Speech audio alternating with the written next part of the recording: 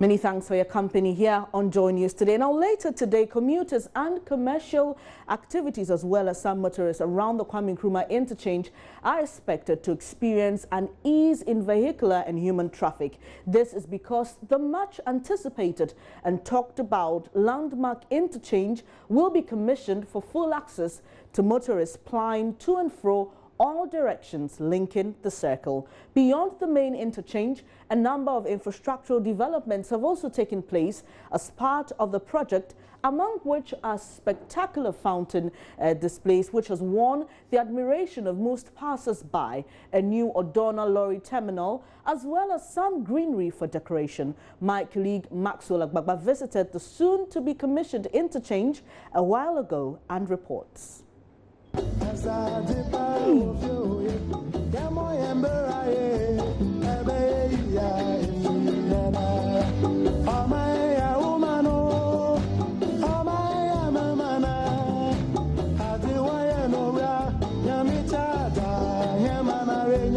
If it's been a long time that you visited the Kwame Nkrumah Circle, this is what the new 3-tier Kwame Nkrumah interchange looks like.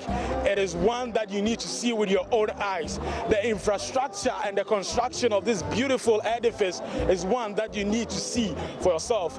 On my right-hand side is construction ongoing right now. It is a construction of a statue. That statue is done. It is a statue of Dr. Kwame Nkrumah, the man who gave independence for Ghana.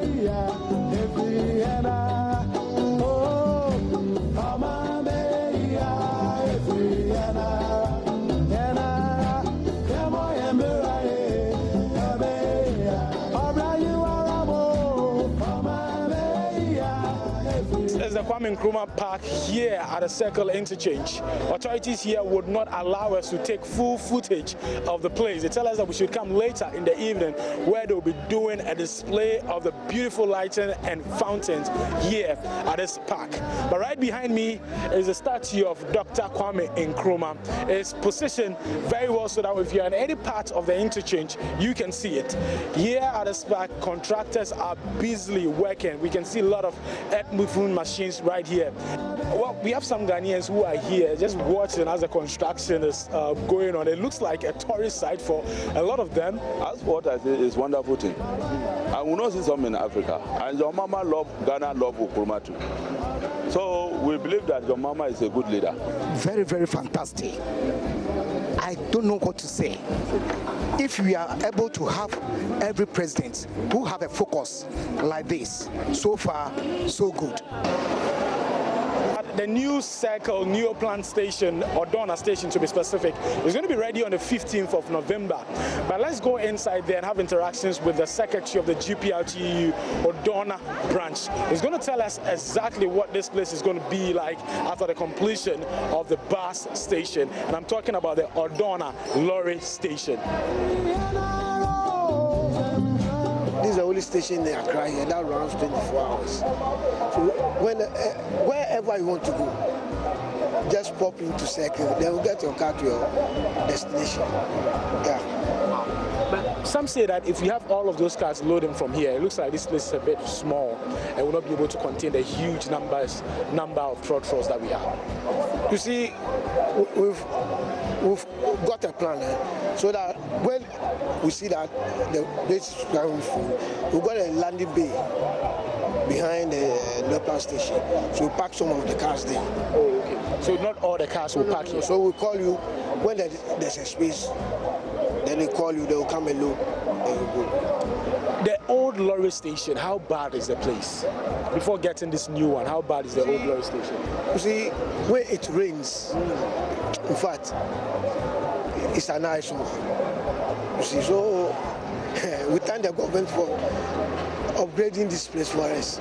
We thank you very much. For Joy News, Maxwell Agbagba.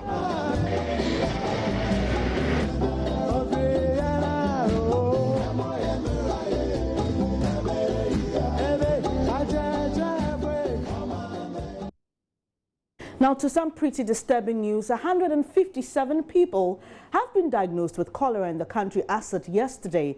That according to the Ministry of Health, which is currently addressing the press on an outbreak of cholera in the capital, Accra. The Greater Accra region will be the second place, at least this week, where there's been an outbreak in less than a week. The first occurred last week in Central Region after the regional hospital diagnosed 10 people with the disease. Matilda Wemega is there and joins us on the line with more.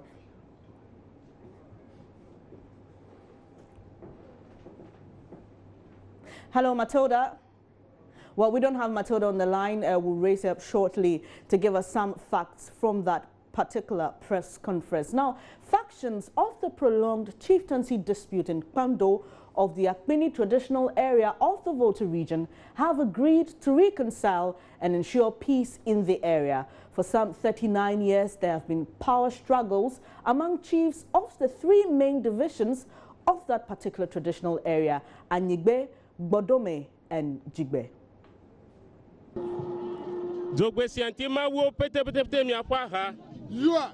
With a black stool on which they sit and worship, as well as their deities as witnesses, Togbi Apanja III, Chief of Anyigbe Division, Togbi Ajaloko VII, Chief of Bodome, and the occupant of the Asumo stool of Ando Jigbe, signed a memorandum of understanding to consolidate the unity of the three divisions. The signing ceremony was preceded by a traditional rite where the chiefs took water from a calabash with leaves in it and swore to keep the peace.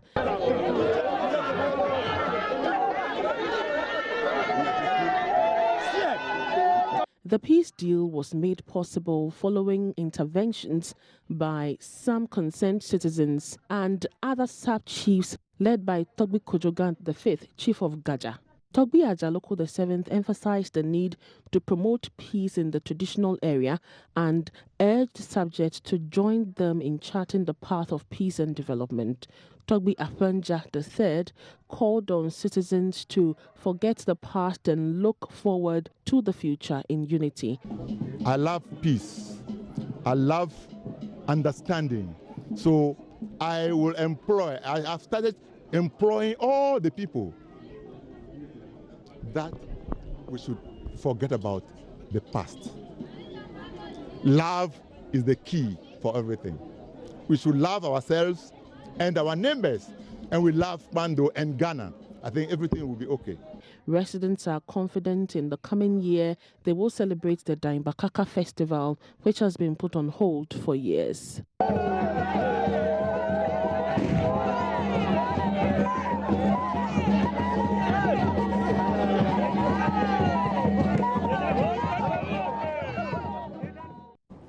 Deputy Minority Speaker in Parliament Dominic Initiwul says his party, the NPP, will start retiring army officials after 30 years of service instead of the current 25 years. He's been explaining reasons for this strategy adopted by the NPP when it wins, if it wins power in the December polls. And he was explaining that on the AM show.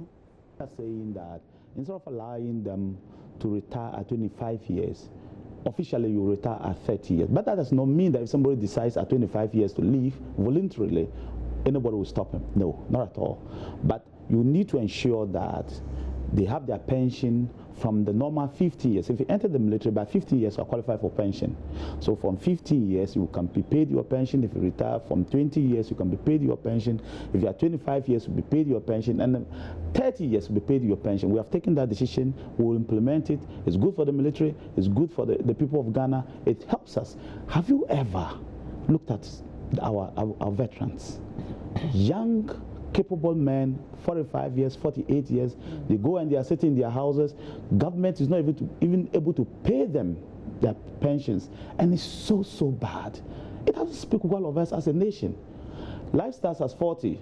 Then you have these young people who get out at 45 years, who get out at 48 years, some, if you are lucky, 50 years, and then they go home. So next year I'll be 40, okay? Next year I'll be 40. I'm 39. Next year I'll be 40. And it means that if I had entered the military at 22 years, I have only 7 years, and then I'm gone. Do I look like somebody at 7 years I'll be gone? No. But that's what would have happened if I entered the military as a recruit. Unfortunately for them too, a lot of them don't have the opportunities that you and myself have to be able to. You enter with SS, and by the time you are getting out, you have your masters, you have a good, you are a lawyer, you have a big profession. The military is not like that. A few of them are able to get through. I'm talking of the other ranks. A few of them are able to get through now. But majority are not able because of work schedules and other things. So they don't have the opportunities that we have. So every government must plan. And that's why we have started the planning.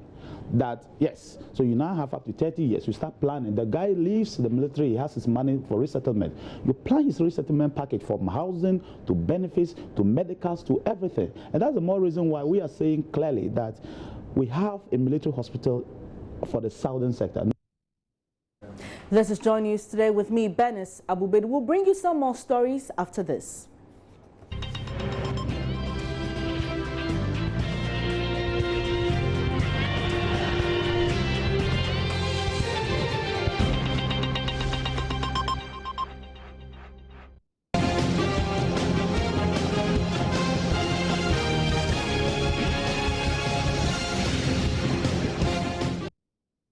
Let's start with the NDC. President John Dramani Mahama is commissioning a number of projects here in the Greater Accra region today. My colleague Joseph Akablay is with the president. Hello, Joseph. Can you hear me?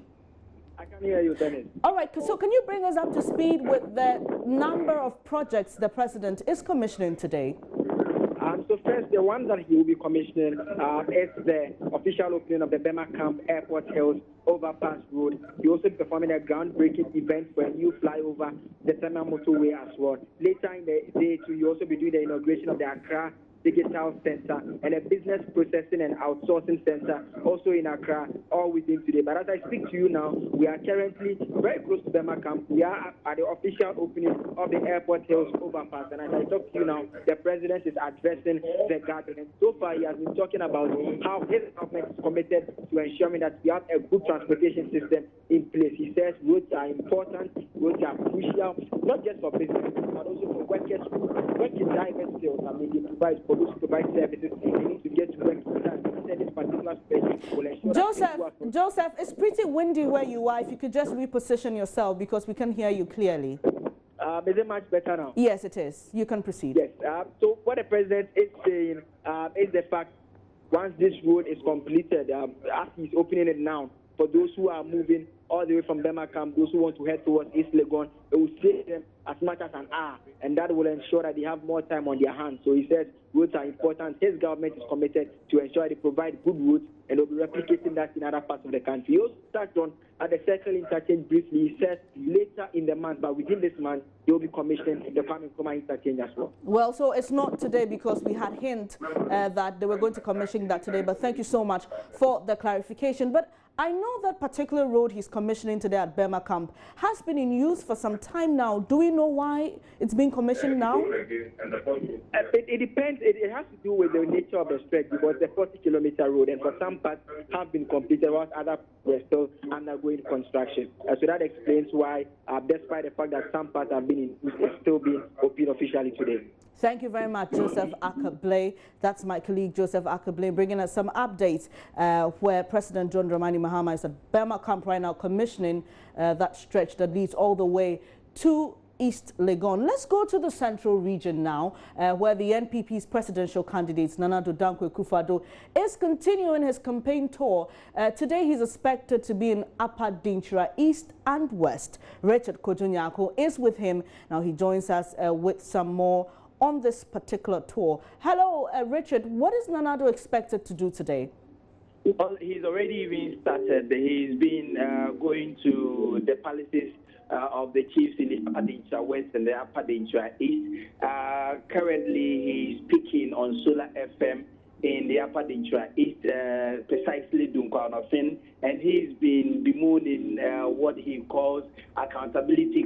He says that there are so many projects in the country that are commissioned, but government fails to give us a credible account of what has transpired, what the cost of such projects are. And he says that they need a leadership that will protect the public purse. According to him, it is a well-known fact that people who are enjoying today and who see nothing bad about the governance of the NDC are are people that are around the Mahama administration. If you are not a friend of the Mahamas, if you are not a family member of the Mahamas, and you are not really into the NDC, you are not someone who is likely to be enjoying. And he says that the generality of the people are really, really suffering. And he's been also saying that the NDC administration inherited a buoyant economy from the Kufuor government, but the present administration has not been able to even improve upon the successes of the Kufuor administration. He spoke about the capitation grant, the NHIS, the school feeding, and other social intervention strategies that were put in place by the former president Kufuor. He's also been criticizing the NDC as saying that they have failed woefully even to build the 200 senior high schools that they even promised. And Nanado cited the finance minister, Setepe, who went to parliament, saying that they've been able to construct 9 and finish with 9 of such schools. And he thinks that it is a failure on the part of the Mahama administration, because they have told the people, they promised that they were going to do A, B, C, and D, but they've not been able to do that. So on that basis, the people should vote massively against the NDC government and bring the NPP back so that they could continue the good work that Kufuor left behind. All right, Richard, let's talk about reception. It's been a few days since the NPP presidential candidate, Nana Addo Dankwa Akufo-Addo, began his tour of the central region. What can you say about the reception of the people?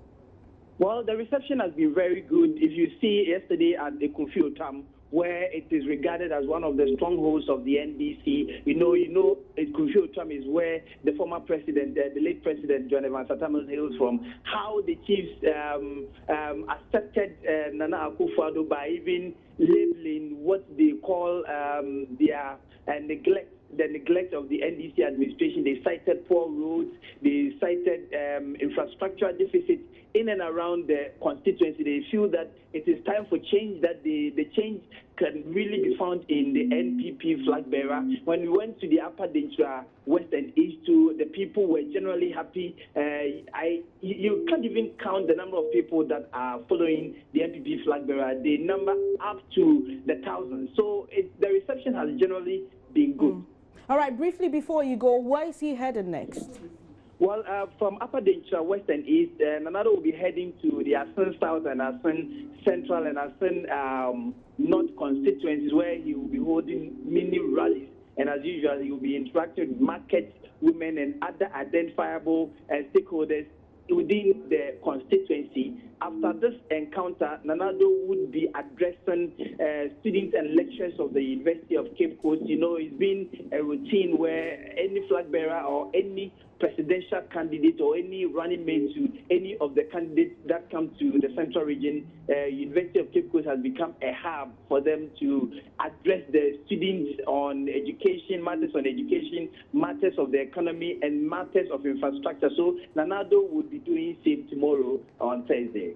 Thank you very much for those updates, Richard Kojo-Nyako. Richard Kojo-Nyako is my colleague in the central region, bringing us some updates of the NPP presidential candidates campaign tour of the central region. Now, for the Upper West Deputy National Organizer of the opposition New Patriotic Party, Nuhu Mahama Bayobo, Ghana can currently be described as a bully state. Why? This is because, according to him, the only people who are not feeling the hardship brought on by the alien economy is the president, John Dramani Mahama, and his family. He's appalled by what he perceives as a collapse of all social intervention programs introduced by the NPP, which otherwise would have inured to the benefit of the ordinary Ghanaian. Nuhu Mahama made the statement at the Upper West launch of the NPP Adopt a Polling Station in Wa. The Deputy National Organizer of the New Patriotic Party, NPP, Nuhu Mahama Bayobo, swiped at the Mahama administration for bequeathing to Ghanaians untold hardship. According to him, the only people who are enjoying in the country are only President Mahama and his kinsmen from Bole, describing the country as a Bole state. What are we still waiting for? Now is the time. Our young men here, we cannot even marry because we can't even afford to buy 7 pieces of cloth. Our young ladies here, Our young ladies here, we are even scared to go out because now the cost of even brazier, common brazier, is so expensive that we can't afford it. Just brazier is so expensive. Why? What offense have we committed as a country that we entrust this country into our own brother's hands, John Mahama? And he has turned the economy, he has turned the country, he has turned the state into a borderless state. A borderless state because everything that happens in this government is for John Mahama and his brothers. If you don't belong to the family and friends, that is all for you. Upper West Regional Chairman of the NPP, Abdulrahman Abubakar Short, noted that the people of the Upper West region have been voting for the NDC since the country returned to constitutional rule, but have never been adequately rewarded for their massive support for the party. Instead, programs that are inimical to the survival of the people are the ones implemented, which has made life unbearable for the people. We know that the UP party, the youth tradition, actually started from the Upper West. You can think of the BK Adamas, the Jatokoleus, Aboifakabos, the Dombos, all of them hail from the Upper West. Then how come that we have lost this cherished heritage to the NDC? Because we are now living in borrowed robes. That is why we vote in bulk for the NDC, yet we don't get any development in Upper West. So we must return back to our heritage. So we are prepared to reclaim our heritage. While Central NPP parliamentary candidate Issa Kutaire Momen told supporters if voted into parliament, he will establish an educational fund to complement the free HSS policy promised by Nana Akufo-Addo. Reporting for Joy News, Rafiq Salam. Wow. Still on politics, the Minister for Employment and Labour Relations, Haruna Idrisu, has admitted the government captured uncompleted projects in its 2016 Manifesto Green Book as having completed them. Tall among some of the projects touted by the President as his achievement under the health sector is the construction of 5 polyclinics in the Western region in areas such as Wasa Dunkwao, among others. Mr. Idrisu was speaking on the Super Morning Show with host Kojo Youngson. This is a matter of concern, Mr. Idrisu. 5 polyclinics that don't exist. I should, without any hesitation, admit that it's a regrettable omission of misarrangement of that particular paragraph. What remains important is that our record in health infrastructure and its development is unparalleled in the country's history. A misarrangement in the sense that if you look at the paragraph preceding where you've raised a genuine issue, it says initiation of processes for the commencement of 5 district hospitals. For instance, Somanya, Bupe, Solatuna, Kalba, Tolang, and Wita. Indeed, only this weekend that I got the member of parliament for Bupe together with the DC and the incumbent member of parliament to discuss even land site, which was a problem for the entity which was to construct those 5 district hospitals. As we speak, the 5 polyclinics intended for the Western region, as you rightly pointed out, was Wasa Dunkwa, Bogosu, Nswayam, Mpo, and Elibo are before Parliament. So it should have belonged to the category of polyclinics to be considered for construction, because it's now that Parliament is subjecting it to the approval processes. Indeed, it should not belong to the category where we have, in error, said that it's been completed and are currently operational. So that's a very regrettable omission.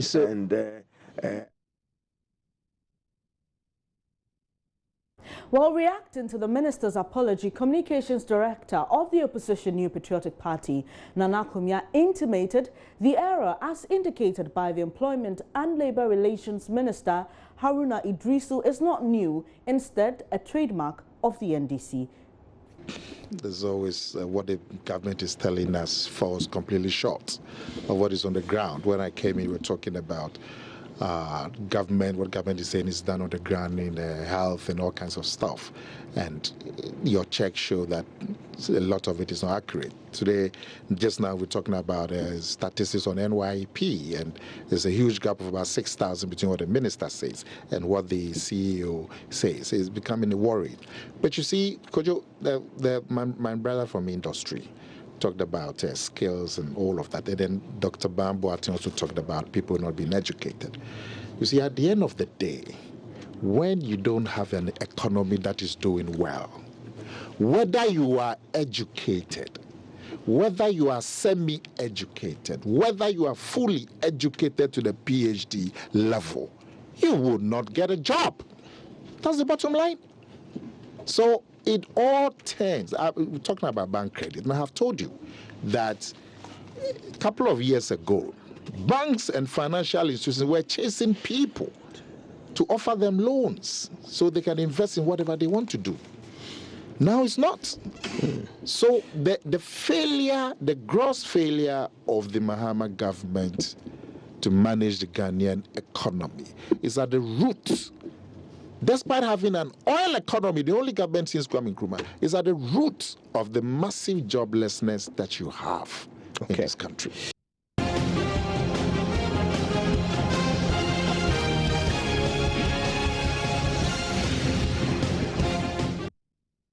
Let's go back to a story about 157 people being diagnosed with cholera in the country as of yesterday. Now, that's according to the Ministry of Health, which held a press conference earlier today on the outbreak of cholera in the capital, Accra. And the Greater Accra region will be the second place, at least this week, where there's been an outbreak in less than a week. The first occurred last week in Central Region after the regional hospital diagnosed 10 people with the disease. Head of Disease and Surveillance, Dr. Bedu Sarkodie, has been addressing the press.